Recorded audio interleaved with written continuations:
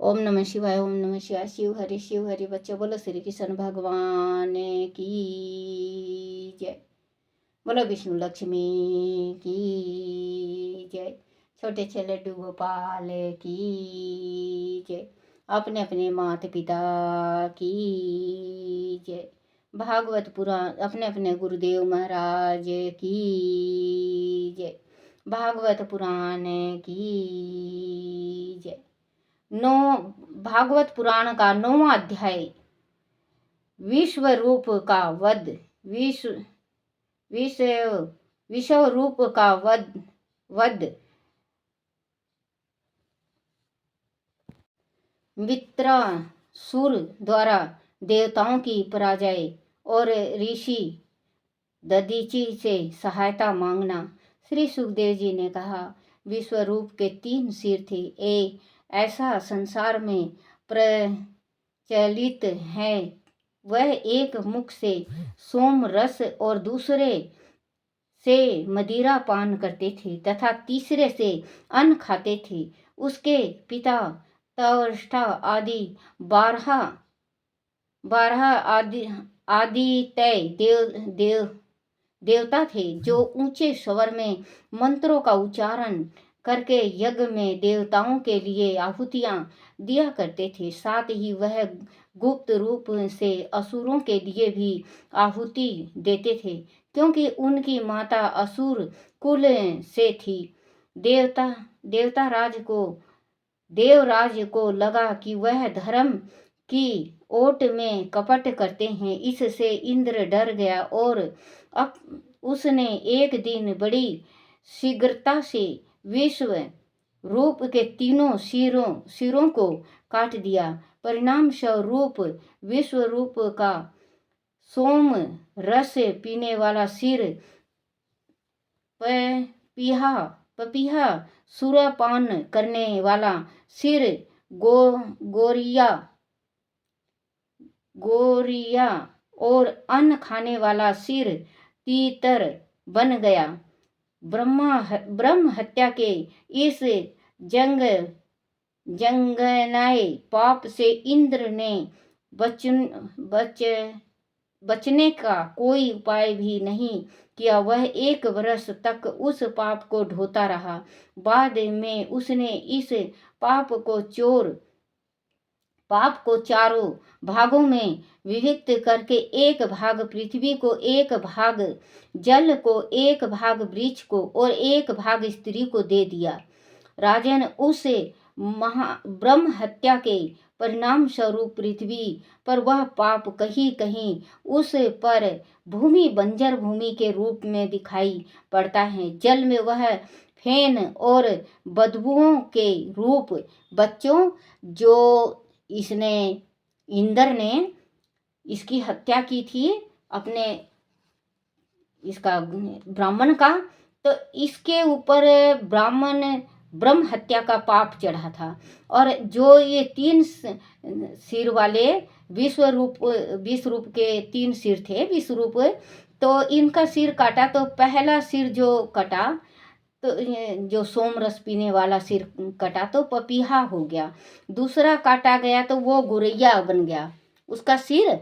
और इसने 1 साल तक कोई भी कुछ भी ये ब्रह्म हत्या का दोष दूर नहीं किया और वो ढोके फिरता रहा। 1 साल के बाद उसने क्या किया, पहला जो मतलब 4 हिस्सों में बांट दिया उन्होंने।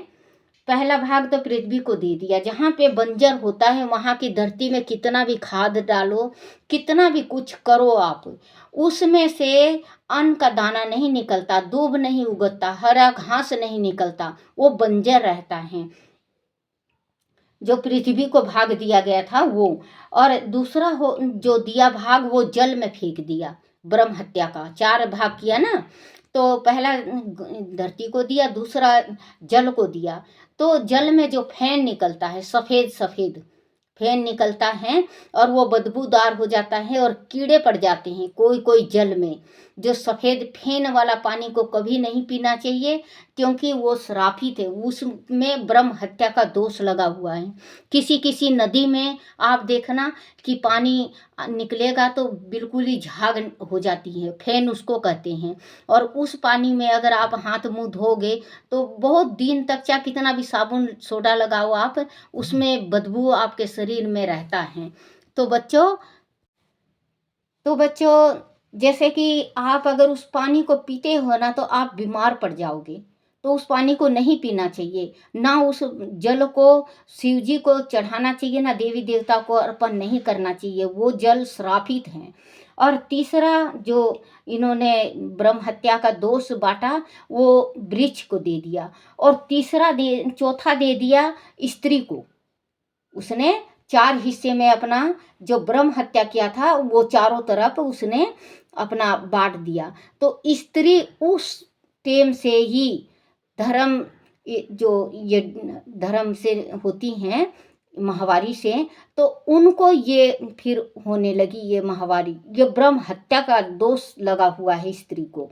और पेड़ को जो लगा हुआ है, तो बच्चों देखो, जल को एक भाग वृक्ष को और एक भाग स्त्रियों को दे दिया। राजन, उस ब्रह्म हत्या के परिणाम स्वरूप पृथ्वी पर वह पाप कहीं कहीं ऊपर भूमि, बंजर भूमि के रूप में दिखाई पड़ता है। जल में वह फेन और बदबू के रूप में दिखाई पड़ता है। वृक्षों में कट लग जाने पर वह गोंद के रूप में देखा जा सकता है। जो वृक्ष को श्रापित दिया है और कट लगा देते हैं गोंद निकालने के वास्ते, जगह जगह कट लगा देते हैं उस वृक्ष में, तो वो गोंद बनता है, रूप में देखा जा सकता है। और स्त्रियों में वह राजस्थला जो औरत महीने से होती हैं, डेट से होती हैं, आय महीना, तो राज्य स्थल होने पर राज्य के रूप में दिखाई पड़ता है। राजन, विश्व रूप के बद्ध का समाचार उनके पिता त्वष्टा को मिला तो वह उसी दिन से इंद्र का शत्रु उत्पन्न करने के लिए यज्ञ करने लगा और यज्ञ की अग्नि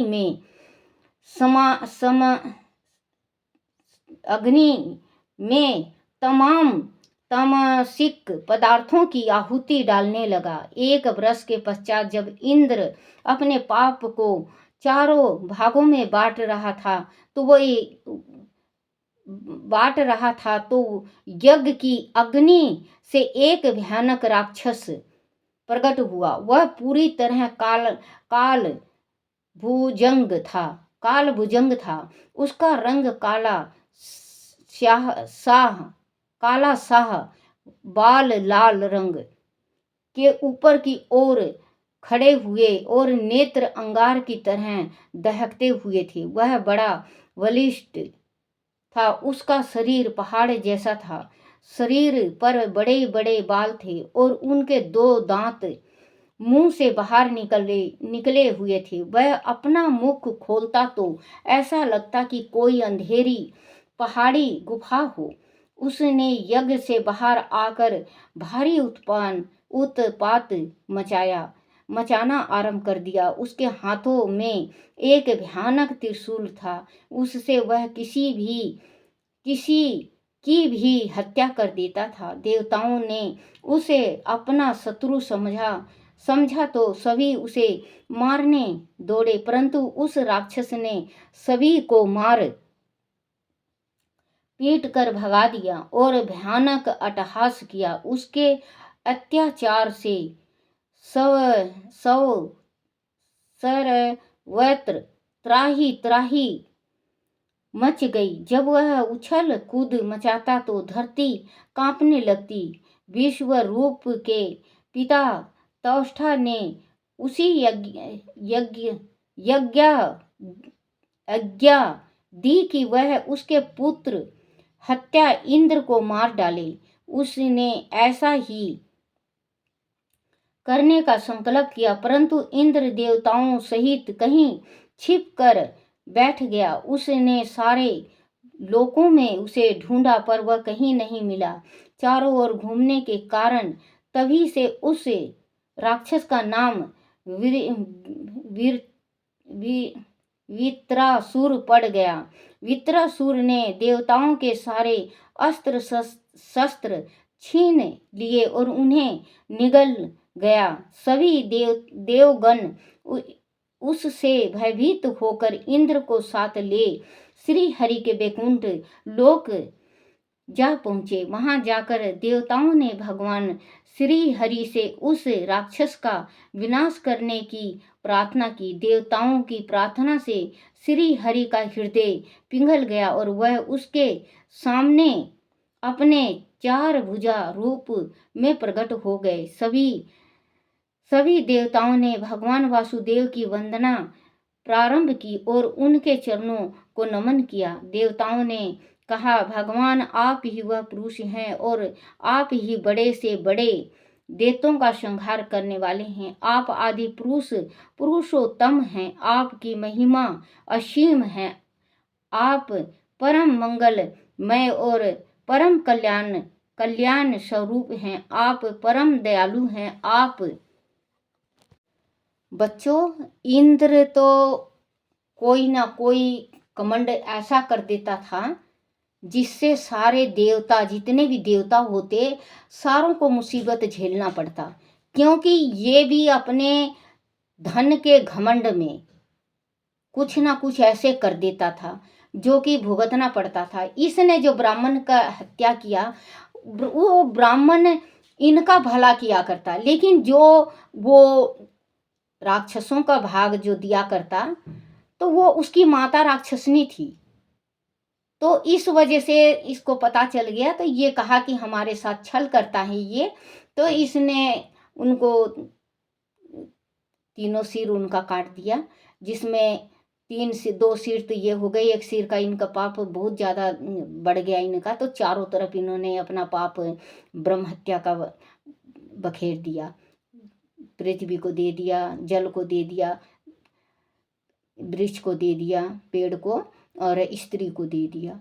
क्योंकि जब स्त्री माहवारी होती है बच्चों, तो उसको इतना तकलीफ होती है, इतना तकलीफ होती है, उसके पेट में, कमर में बहुत ज़्यादा उसको तकलीफ होती है।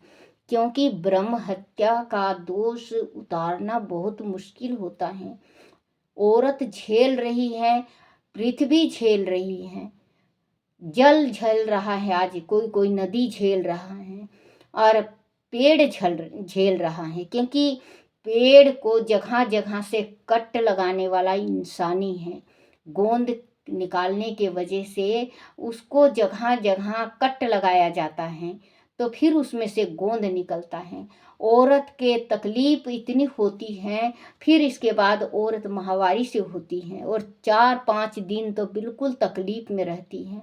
कहते हैं ना आदमी, अरे क्या हुआ तुमको, उठ के खाना बनाओ, ये करो वो करो। बच्चों, छत्तीसगढ़ में अगर औरत माहवारी हो जाए तो 4 दिन रसोई में नहीं घुसती, 4 दिन पूजा वाले घर में नहीं घुसती, 4 दिन बिल्कुल अलग रहती है। वो किसी बर्तन को हाथ नहीं लगाती, मटके को हाथ नहीं लगाती। और सारे जगह तो होता है बच्चों, औरत डेढ़ से होए चाहे कैसे भी होए, माहवारी होए चाहे कैसे भी, उसको काम करना पड़ता है। लेकिन छत्तीसगढ़ में अब भी 4 दिन औरत को रसोई में नहीं घुसने देते, वो आराम करती है। क्योंकि औरत को 4 दिन आराम जरूरी होता है। क्योंकि ये बच्चों, जो इंद्र का करा हुआ स्त्री को ये 4 चीज़ों को भोगना पड़ रहा है। तो बच्चों, औरत जिस टाइम में माहवारी हो जाए तो आप ज़्यादा नहीं तो 2 दिन तो ज़रूर उसका पुगाया करो। जैसे पहले दिन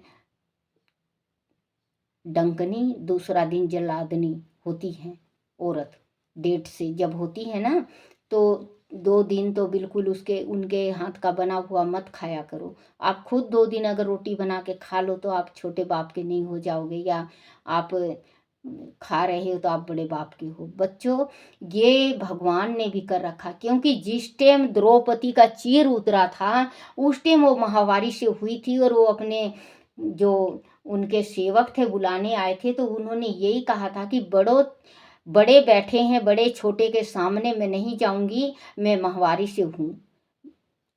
तो राजस्थल कहते हैं बच्चों, राजस्थला। तो मैं इससे हूँ तो मैं नहीं जाऊंगी। लेकिन बच्चों उन्होंने नहीं माना और वो बाल घसीटते हुए ले गए, और जिस टाइम उसका वस्त्र उतारने लगे तो ये कृष्ण भगवान को इन्होंने, कभी कोई जमाना था तो उनके उंगली में चोट लग गया था, कृष्ण भगवान के उंगली में। तो उन्होंने, द्रौपदी ने अपनी साड़ी पल्लू अपनी पल्लू को फाड़ के और उनकी पट्टी की थी। तो उनने कहा था कि द्रौपदी तुमने, सखा सखा कहते थे द्रौपदी को, कहे सखा तुमने ये बांध तो दिया मेरे हाथों में, लेकिन इसका कर्ज बहुत बड़ा चुकाना पड़ेगा मेरे को। तो वहाँ पे जिस टाइम इसका साड़ी उतारने लगे तो ये दांतों के नीचे साड़ी को दबा के, अपनी छाती के नीचे साड़ी को नहीं जाने दिया, दांतों से दबा के इन्होंने पुकार किया, हे मेरे कान्हा, हे मेरे सखा, मेरी लाज बचाओ। द्रौपदी की चीर हरती भगवान, अब आके लाज बचाओ। क्योंकि द्रौपदी का चीर हरा जा रहा है, परमात्मा आप कहाँ हो, आप जल्दी से आओ। कृष्ण भगवान आए हैं और इतनी वो थक गया, इतनी साड़ियाँ कि उसके बदन से, छाती के नीचे से साड़ी नीचे नहीं उतरी, दांतों में ही लगी रही, और वो खींचता गया थक गया, कई सालों तक साड़ी खींची लेकिन थक गया। थक हार के जब वो साड़ी का देखे, पूरा पहाड़ का पहाड़ हो गया है, तो कहने लगे, बोले ये साड़ी का अब इतने कपड़े का करें क्या। तो द्रोणाचार्य ने कहा, बोले ये साड़ी मकड़ी को दे दो। बच्चों मकड़ी जाला बनाती है ना, उस टाइम उस मकड़ी को दे दिया गया है। वो कितना भी जाला बना ले मकड़ी, हम मकड़ी को अपने घर में नहीं रहने देते, कहीं पे भी जाला बनाती है तुरंत ही हटाते हैं। मकड़ी होती है निर्भाग, क्योंकि उस टाइम वस्त्र, हरण के टाइम का वो वस्त्र उसके अंदर है, तो वो मकड़ी जाला बनाती है, तो उस जाला को हम हटा देते हैं। तो मकड़ी के अंदर है, वो चाहे तो कितना भी जाला बना ले, कितनी छोटी सी मकड़ी है, कितना भी जाला बना ले, लेकिन उसके अंदर से जाल बनाने वाला वो साड़ियाँ नहीं हटती, जो भगवान ने इसका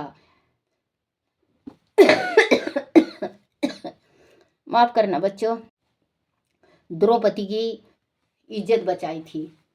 तो बच्चों वही कहते हैं कि जो ये ब्रह्म हत्या का जो दोष है, ये दोष बच्चों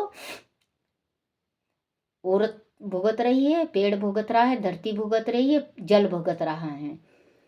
तो इसके पिता को पता चला कि मेरे पुत्र को मार दिया गया है, तो इसके पुत्र पूरा 1.25 साल तक, 1 साल 1.25 साल तक ये हवन करते रहे, पाठ करते रहे, और फिर इसमें उसमें से एक राक्षस निकला विकराट रूप का। तो इन्होंने कहा, बोले कि तुम जाके इंद्र को मार दो। जब ये चारों तरफ देखे तो इंद्र मिला नहीं, वापस आ गए। इनका नाम वित्रासुर पड़ा, इनका नाम, क्योंकि चारों तरफ घूमे ये, इनके उसके वजह से इनका नाम ये पड़ा। तो बच्चों कहते हैं ना, ब्रह्म हत्या, जो ब्रह्म हत्या लग जाता है शरीर में, ये तो तुरंत ही ब्रह्म हत्या का दोष हटाना चाहिए। ब्रह्म हत्या का बच्चों जिस पे दोष लग गया, उसका बच्चों एक एक दिन में 100 गुना ब्रह्म हत्या का दोष बढ़ता जाता है। फिर वो जैसे किसी किसी की पीढ़ी में ब्रह्म हत्या का दोष होता है बच्चों, उतना कितना उपाय कर लेते हैं, ब्रह्म हत्या का दोष निकलता नहीं। इसी वजह से हला में तो ब्रह्म हत्या आप करो मत। अगर भूल चूक से कभी आपसे गलती से, जैसे मान लो कोई ब्राह्मण है ब्राह्मण है, वो प्यासा है और बीमार है, उस ब्राह्मण को पानी पिला रहे हो, वो उसके प्राण निकल गया, वो ब्रह्म हत्या आपके सिर लगा। वो दोष आपने मारा नहीं, लेकिन आपने जल जो पिलाया था, तो ब्रह्म हत्या का दोष लगा। जैसे पहले भी मैंने कहा था शिव पुराण में कहा होगा या भागवत में कहा है कि अगर ब्राह्मण, भागवत में कहा है, शायद शिव पुराण में भी कहा होगा कि ब्राह्मण जितना खाता है उसको उतना ही खाने दो, ज़्यादा खुआने से अगर वो मर जाता है तो आपके सिर ब्रह्म हत्या का दोष लगता है। ये नहीं कि ब्राह्मण को आप जबरदस्ती मारोगे तो ही नहीं। बच्चों, अगर ब्राह्मण का आप कुछ खा लेते हो और ब्राह्मण मांगता है और आप देते नहीं हो, वो आत्महत्या करके मर जाता है, जब भी आपको ब्रह्म हत्या लगता है। ब्रह्म हत्या से तो बच्चों 100 कोस दूर रहना चाहिए। दैत्यों का संहार करने वाले हैं आप, आदि पुरुषोत्तम हैं, आपकी महिमा असीम है। आप परम मंगलमय और परम कल्याण स्वरूप हैं। आप परम दयालु हैं। आप सारे जगत के आधार और जगत के स्वामी हैं। आप सर्वेश्वर तथा सौदेश्य और मुद्दुलता की देवी श्री लक्ष्मी, मिदुलता की देवी श्री लक्ष्मी के पति हैं। हे प्रभु, हम आपको बार बार नमन करते हैं। आपके गुण अगणित हैं। आप सर्वशक्तिमान हैं। हे मधुसूदन, आपके प्रिय भक्त जन आपके चरण कमलों की सेवा के सुख को कैसे त्याग सकते हैं। आप ही जीवन और मृत्यु के चक्र से मुक्ति देने वाले हैं। हे प्रभु, आप त्रिलोकी के आत्मा और आश्रय हैं। आप हमारे पितामह और सभी पर कुछ हैं। हम आपसे प्रार्थना करते हैं कि आप हम पर कृपा करें। हम आपके चरण कमल की छत्र छाया में आए हैं। आप वित्रासुर राक्षस से हमारी रक्षा करें। उसने हमारे सारे अस्त्र शस्त्र निगल लिए हैं। अब वह तीनों लोक को निगल जाने के लिए आगे बढ़ रहा है। आप ही उसे मार सकते हैं। आप उससे हमारी रक्षा करें।